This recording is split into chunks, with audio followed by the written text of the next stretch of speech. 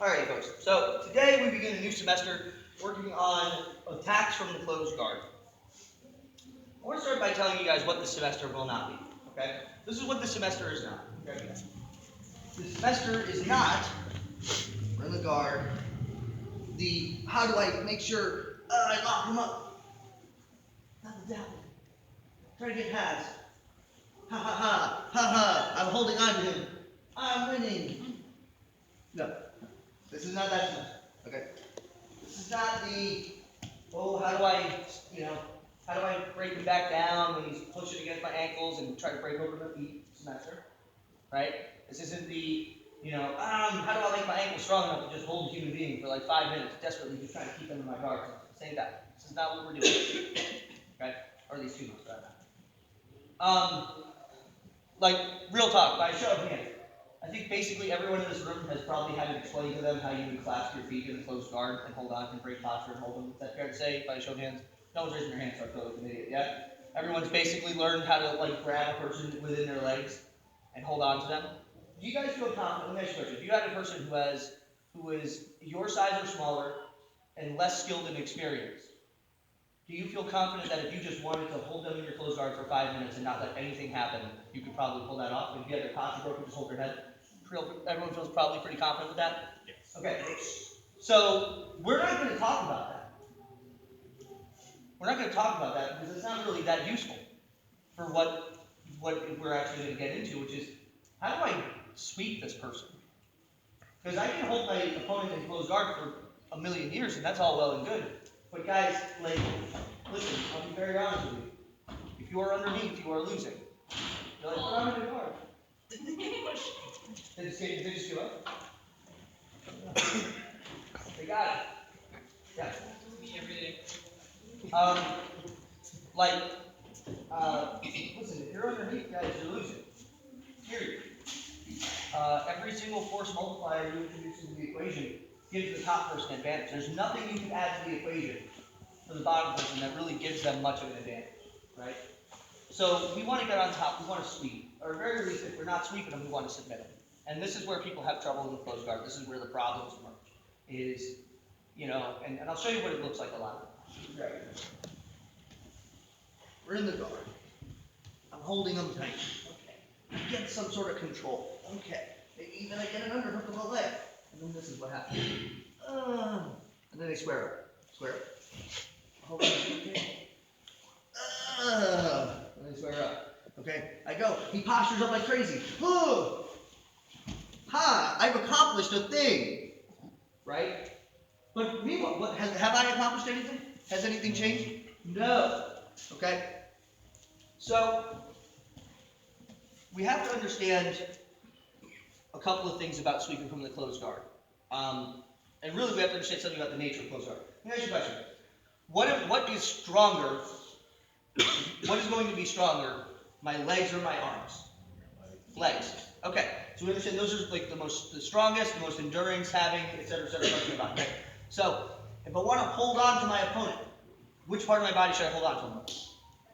Legs, exactly, right? It's cool. So this makes a lot of sense. I have God in my closed guard. I hold on him with my legs, and then I have my whole upper body to mobilize, right? He's trying to get grips, he's trying to do stuff. Okay, cross grip, or, collar and sleeve, break the posture, right? We work kind of what we're going to do today, which is catching up here, so on and so forth. I mobilize up here. Okay, well, let me ask you guys a question. If I wanted to sweep down over, what's the strongest part of my body to do that with? Legs. Right. So, so here's where the quandary comes in. This is where people have the most trouble, is, okay, I'm controlling with my legs, I break his posture, we'll say, I get some sort of enclaspment. Well, how do I control him with my legs and attack him with my legs? And this is basically what it tends to look like.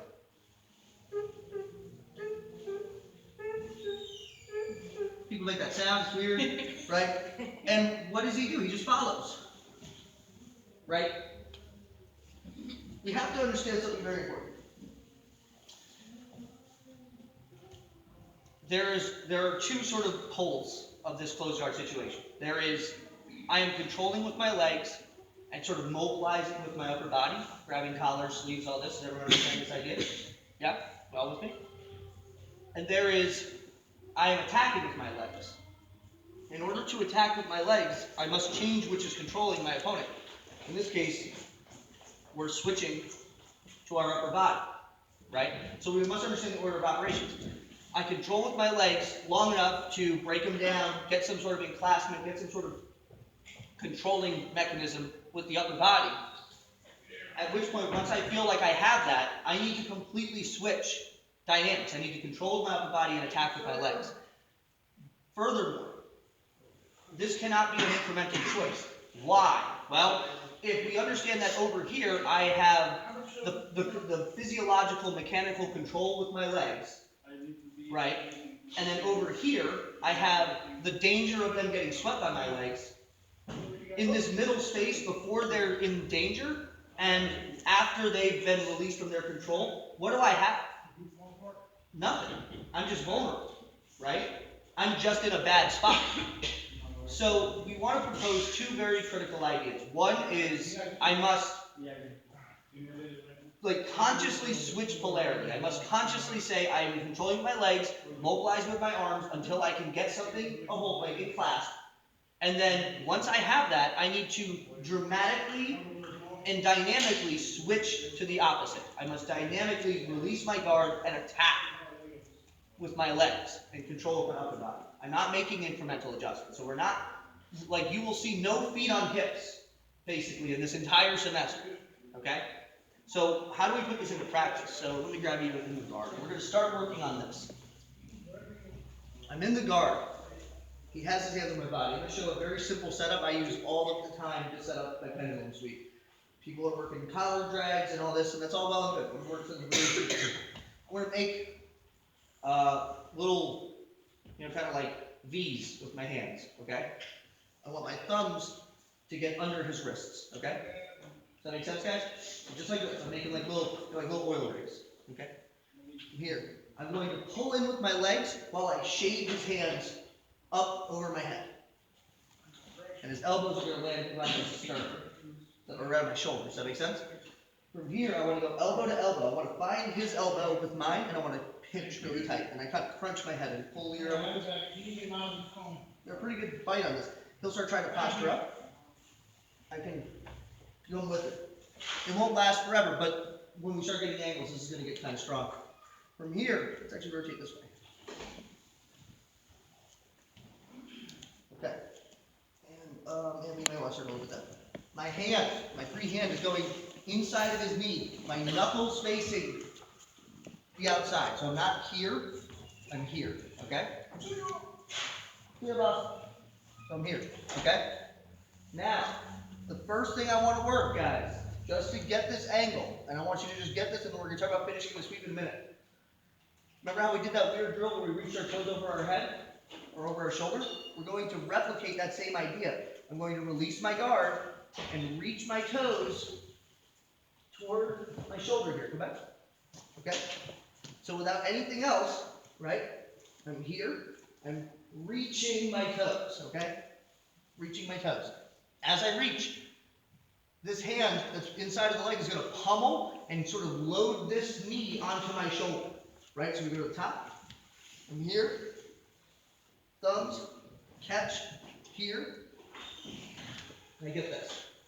What I want to create, guys, is the situation where my feet are in essence, can you get back to your knees, please? Are in essence facing the same line as Don's far shoulder. Okay? What I want you guys to play around with, and we're going to talk about how to do this more cleanly mechanically in a second, is from here, literally just push his shoulder to the ground. We're going to talk about how to actually make this like a clean technique in a minute, but I want to just get that far into this idea. But remember, what I am not doing, let's go back. What I am not doing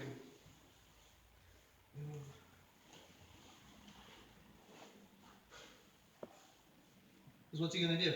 Stuff, right? I don't want him to do stuff. We're back. I want it to be like, boom, shh, and he's in danger. If you guys looked at, like literally Don is like floating on top of my legs. Like I could just sweep him with my legs right now. So one more time. Do you see that, Don? We're guard. Hands on my body. Thumbs go in, right? Pull with my legs. So be Frankenstein. Like Frankenstein. Pulling with my legs. So go back. Thumbs go in, pull, catch. Elbow to elbow. Knuckles. I do kind of like this oblique crunch. From here, reach and pummel. And just push your partner on their shoulder for the moment. And then we will talk about cleaning that up and making that like a secure sweep for the finish. Does that make sense, everybody? Yeah. Excellent. Let us partner up and work on this. 1, 2, 3.